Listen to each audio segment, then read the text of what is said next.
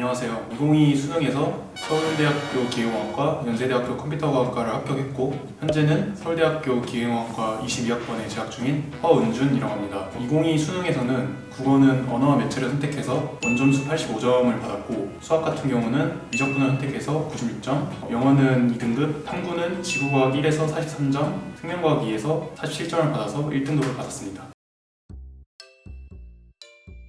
전체 공부 시간은 9시간에서 11시간 정도를 하루에 공부를 했던 것 같고 그 중에 3분의 1 아니면 3분의 1 그 이상까지도 수학에는 투자를 했던 것 같습니다.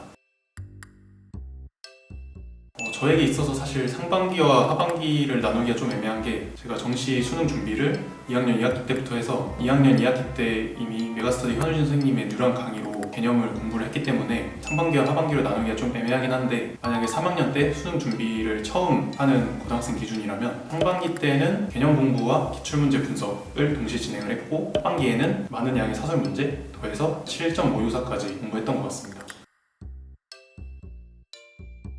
먼저 개념 공부는 현우진 선생님의 뉴런 강의 그리고 시냅스 교재를 통해서 개념을 공부했고 기출 문제로는 현우진 선생님의 수분감 교재를 활용을 해서 기출 문제를 분석하고 공부를 했습니다.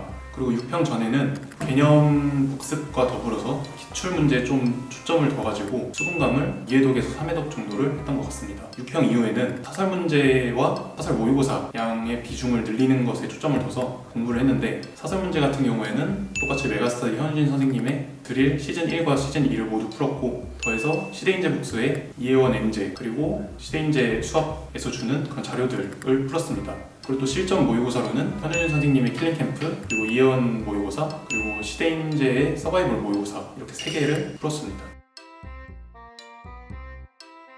가장 도움이 되었던 사설 문제집은 현우진 선생님의 드릴 시즌 1과 시즌 2가 굉장히 많이 도움이 됐는데 다른 사설 문제집에 비해서 수능에서 크게 벗어난 범위도 아니었고 그리고 굉장히 기출 문제에서 중요한 부분들을 현우진 선생님께서 가져와서 다시 새로 재해석을 한다든지 재조합을 해서 내는 문제들이 굉장히 좋았던 것 같습니다.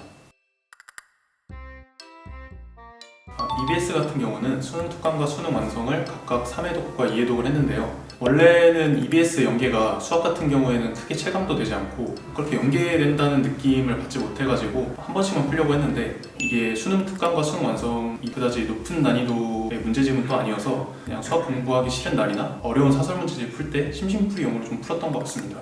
EBS 수능 특강과 수능 완성을 푼 이유는 아무래도 평가원에서 검수한 사설 문제집이라는 의미가 좀 큰 것 같습니다. 수학 문제의 오답 관리 같은 경우에는 킬러 문제의 오답 정리를 하는 경우가 굉장히 많았는데요. 킬러 문제 같은 경우에는 문제 풀이의 논리 순서가 굉장히 중요하기 때문에 제가 어떤 풀이를 놓쳤는지 어떤 수식을 놓쳤는지 또는 제가 또 유도하지 못한 공식들이 있는지를 점검하면서 오답 정리를 했던 것 같습니다.